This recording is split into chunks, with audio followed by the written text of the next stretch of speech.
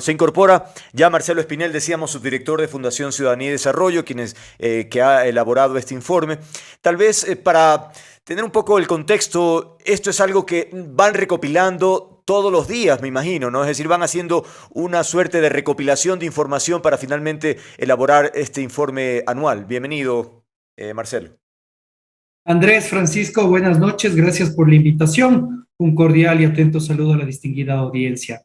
Bueno, sí, es una labor de recopilación de información de los últimos 10 años, mi querido Andrés. Mm. El Observatorio Legislativo empezó sus actividades en el año 2011 y lo que hace es, ojo con esto, recopilar los mismos datos que la Asamblea Nacional publica en su página web, pero lo que hacemos es tratar de ponerlos en un formato amigable para la ciudadanía, Mm. así como también pues sacar indicadores que nos permite evaluar cómo se realiza la gestión legislativa y de fiscalización en Ecuador.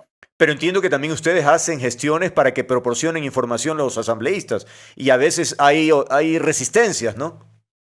Bueno, dos tipos de procesos para obtener información. La primera son solicitudes de acceso a la información pública basadas en la ley de transparencia remitidas a la Asamblea Nacional. Desafortunadamente, casi el 100% son sin obtener respuesta por parte de la Asamblea Nacional. Claro. Y por otro lado, pues también estos requerimientos individuales a los legisladores para que transparenten información. Comprendo. Ahora, lo último, porque ya estábamos hablando del transfugismo como un fenómeno que siempre se ha dado, pero que tal vez en esta asamblea tiene una particularidad en términos del número de personas que se han cambiado. ¿Esto es así? ¿Es posible hacer una comparación con años anteriores, Marcelo? Bueno, en el periodo legislativo anterior tuvimos un número mayor de camisetazos, pero eso se debió a un aspecto externo, un factor externo. Recordarás tú la escisión que tuvo Alianza País precisamente cuando Moreno se alejó de Rafael Correa, y eso hizo que prácticamente todo el bloque oficialista se divida entre morenistas y correístas. Ujú. Tuvimos un gran número. Sin embargo, en el periodo legislativo actual, la dinámica es distinta. Tú tienes a dos organizaciones políticas que han perdido un gran número de legisladores, como son Pachacutic e Izquierda Democrática, y Ujú. esto pone en evidencia la debilidad de estas organizaciones políticas, sobre todo en los procesos de democracia interna. El día de hoy tenemos más de 22 asambleístas que se han categorizado como independientes y que podríamos incluso llamarlo a la segunda fuerza Sí, política de la Asamblea Nacional, solo entiendo. detrás de UNES, y esto puede ser una ventana a la corrupción. Mucho Claro. cuidado. Claro, claro, sin duda que sí. Ahora, doctor Huerta, si hemos hablado del cambio, digamos, de camiseta, pues también hay peleas internas. Vemos Izquierda Democrática, que es una cosa impresionante lo que sucede a propósito de que no se ponen de acuerdo quién es el líder sobre los conceptos, quién representa realmente, por ejemplo, Izquierda Democrática, Pachacutic igual. Partido Social Cristiano un poco menos, pero también, es decir, ¿qué está sucediendo a su juicio dentro de los propios bloques? Que los candidatos fueron electos en función de lo que algunos autores diferencian entre notorios y notables. Eligen notorios que no necesariamente tienen que ser notables. Mm. Tienen mucha popularidad por futbolistas, por personas que se presentan en televisión, etcétera.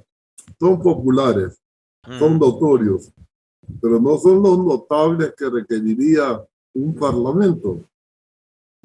Entonces no representan sino su propia figura, sin mayores contenidos ideológicos, afiliados recién llegados, ni siquiera se han enterado de qué propone el partido tal cual. Claro. Tienen alguna vinculación con su líder máximo o con el líder local que los escoge para legisladores y de allí al parlamento. Mm. Luego que se dan cuenta que hay posibilidades incluso de enriquecimiento, dependiendo de cómo se comportan, se dan todos los vicios que se dan. Entre paréntesis, déjenme felicitar el trabajo que hace la Fundación Ciudadanía y Desarrollo.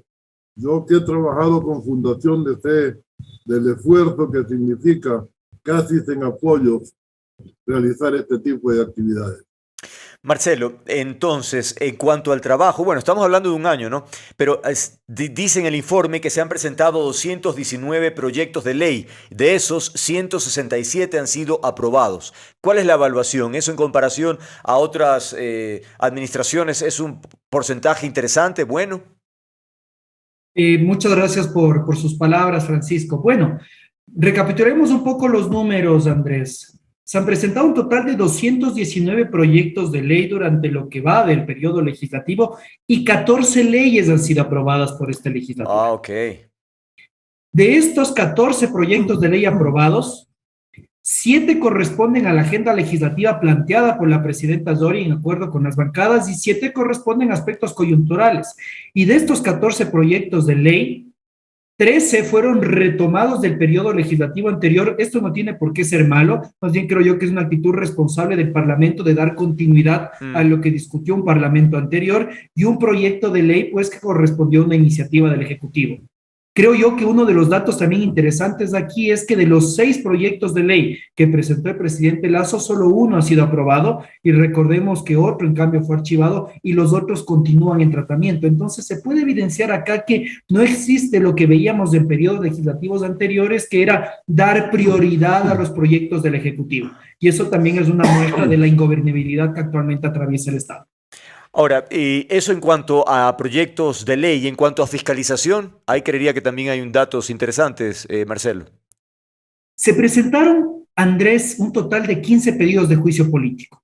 3 culminaron en censura y destitución de las autoridades, 2 culminaron únicamente en censura porque las autoridades o habían ya renunciado o estaban fuera del país o se encontraban en la cárcel. Como siempre, la Asamblea Nacional llega tarde y 2 pedidos de juicio político fueron archivados. Pero aquí hay un aspecto cualitativo de vital importancia, Andrés, y es que seguimos frente a una Asamblea Nacional que fiscaliza la carta, que en lugar de perseguir el buen uso de recursos públicos y el cumplimiento de las funciones de otras autoridades del Estado, lo que se hace es poner por encima los intereses del partido, los intereses personales, y esto se evidenció en el retiro del pedido de juicio político en contra del Procurador General del Estado.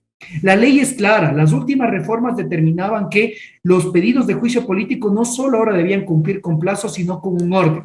Entonces, encontraron un vacío legal, encontraron la trampa en la ley para decir, retiramos el juicio político en contra del procurador, exhortamos a Pachacuti que retiren el juicio político en contra de las autoridades electorales para dar prioridad al Consejo de Participación Ciudadana y Control Social. Es claro que lo que se busca es interferir en los procesos de designación de autoridades que están a cargo de esta institución.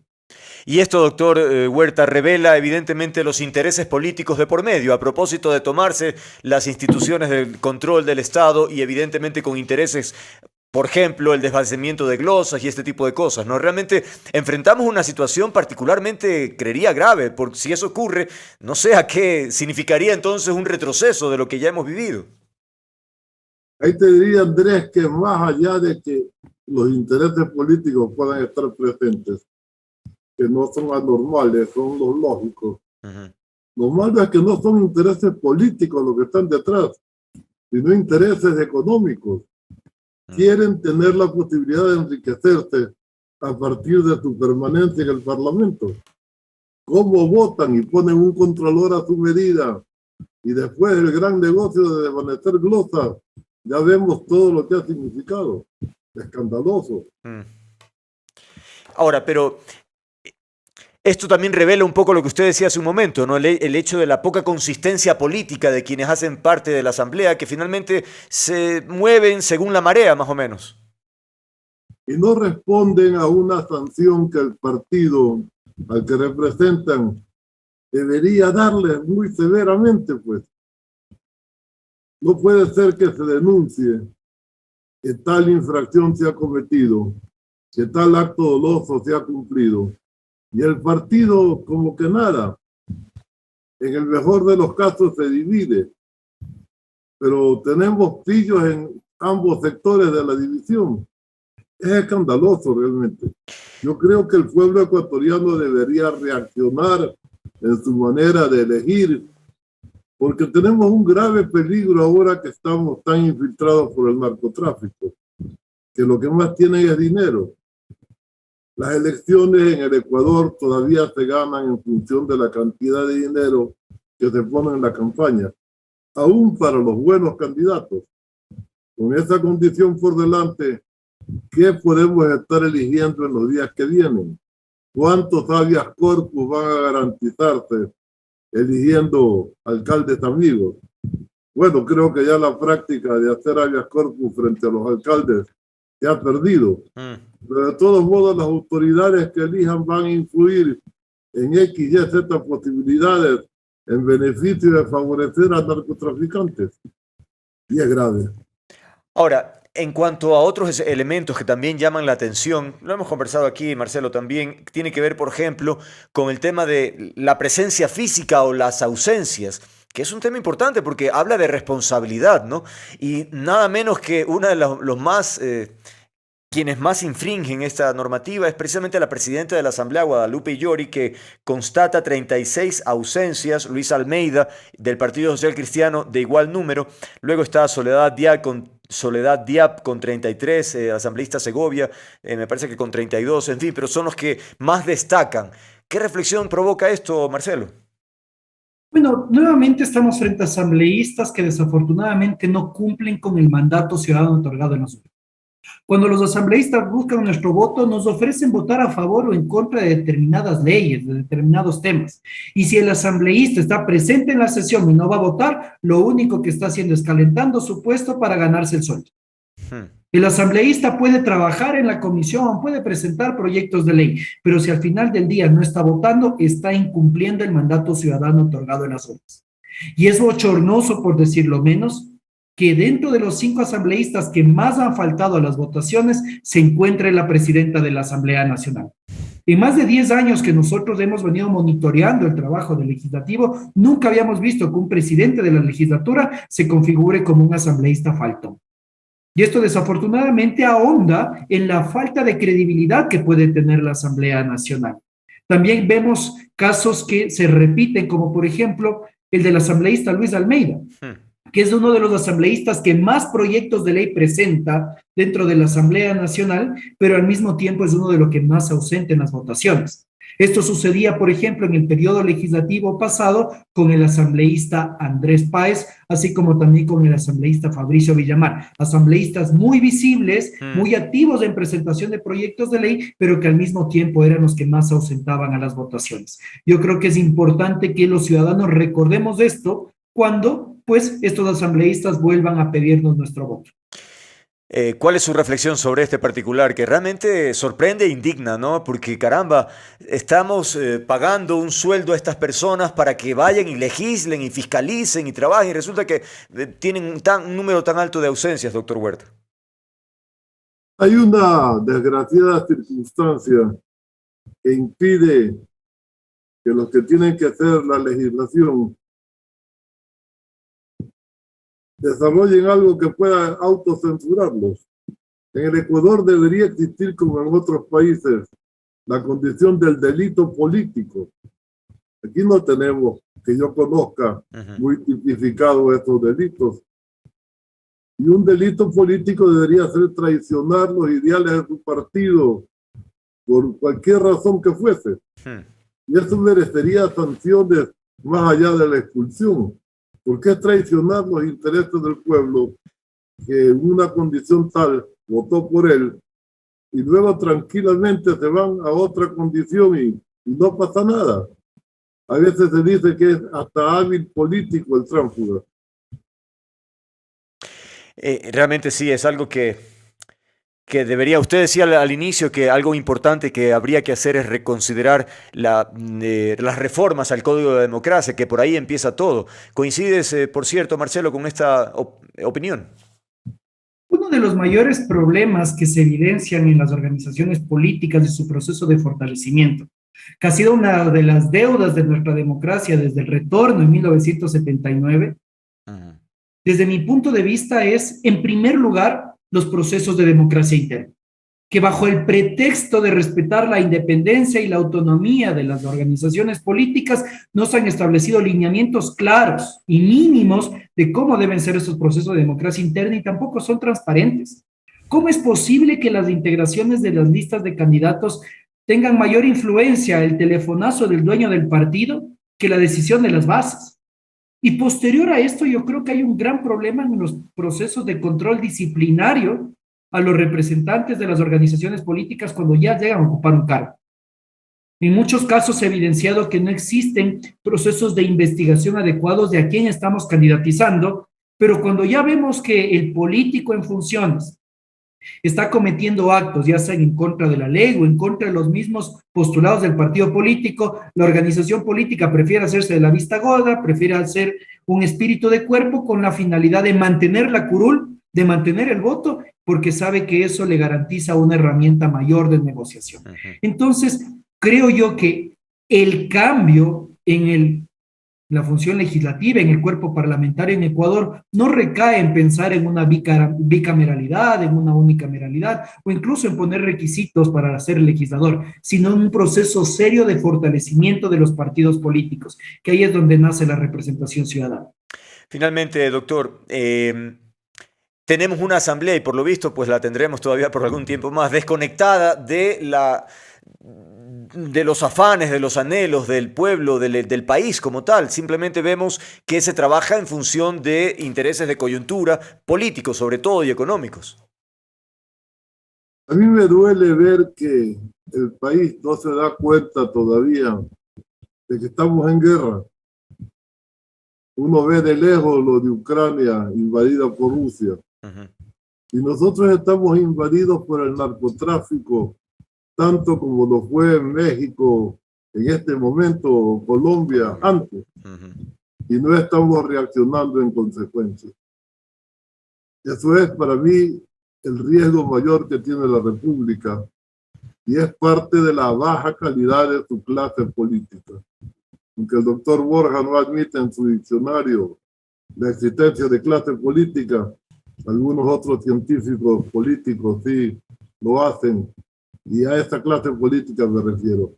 A los que tienen la actividad política como profesión, no están respondiendo a los intereses nacionales, definitivamente. Bien, quiero agradecerles por haber participado en este programa, en este espacio. Antes de finalizar, decirles que estoy haciendo una mini encuesta con todos nuestros invitados para saber qué opinan sobre el mural polémico de acá de Quito. Marcelo, ¿a favor o en contra? Afortunadamente, este mural, que no será del gusto de todos, no implicó el uso de recursos públicos. Porque si hubiera implicado el uso de recursos públicos, créelo que estaría en primera fila reclamando sobre el uso ineficiente de nuestra plata. Ok, doctor Huerta, ¿le gusta o no el mural? No lo conozco, no he tenido el gusto de pasar por el Consejo Provincial hace algún tiempo. No, este es otro, ya le voy a poner, aquí tenemos una foto. Se trata, a propósito del Bicentenario, el municipio de Quito le entrega a la ciudad, en el centro histórico, en un edificio, este mural enorme, por cierto, ¿no? Hay los rostros de 3 indígenas bordadoras, que evidentemente de Llano Grande, me parece, se ha inspirado, pero en el sombrero del rostro principal está Pikachu, que es un dibujo animado de japonés, ¿no? Entonces nadie entiende qué tiene que ver, ¿no? ¿Qué opinión, qué reacción tiene así la primera? Y respeto a algo que debería ser respetable, ¿no? Definitivamente. Perfecto, más claro. No me gusta para nada, no sé qué simbolismo tenga. Espero no equivocarme diciendo que fue una contratación del periodo Yunda. No lo fue. En este caso ha sido una donación del gobierno español a través de un artista que tiene reconocimiento en otras partes, sin duda, pero aquí todavía nadie entiende cuál es el motivo de este personaje cómico en un tema de esto. ¿No? Sí. En fin, ya tendremos a continuación justamente ahí con una representante de patrimonio de aquí de Quito para que nos explique exactamente por dónde va el tema. Bueno, gracias nuevamente, que tengan una buena noche a Marcelo Spinelli y Francisco Huerta por habernos acompañado.